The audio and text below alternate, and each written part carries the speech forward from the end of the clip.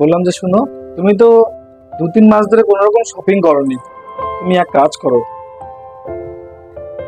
এই টাকাটা রাখো। এই টাকা দিয়ে তোমার দরকারি কোনো জিনিসপত্র তুমি কিনে নিও। আমি অফিসে যাচ্ছি।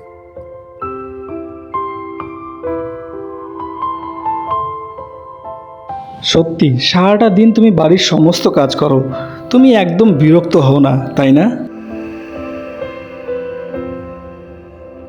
তাহলে তুমি নিজের জন্য কি কিনলে? যেটা আমার দরকার ছিল সেটাই কিনেছি। যাক, নিজের দরকারি জিনিস এনেছো, আমি তাতে খুব খুশি। আচ্ছা, বলছিলাম যে বাড়ির তো সাপ্তাহিক বাজার প্রায় শেষ হয়ে আসছে না?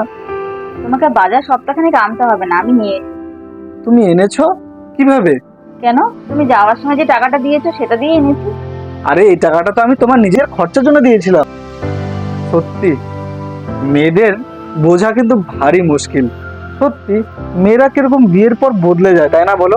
আমি শুনেছি নাকি তুমি বিয়ের আগে বাবার প্রচুর টাকা খরচা করতে, এদিক ওদিক ঘুরতে যেতে, কিন্তু বিয়ের পরে তুমি একদমই বদলে গেছো। বাবার টাকা আর স্বামীর টাকার মধ্যে তফাৎ তো আছেই বলো। বাবার টাকা কোনোদিন হিসাব দিতে হয়নি, কিন্তু স্বামীর টাকা হিসাব দিতে হয়। কথাটা কিন্তু সত্যি, একজন মেয়েকে বোঝা ভারী মুশকিল।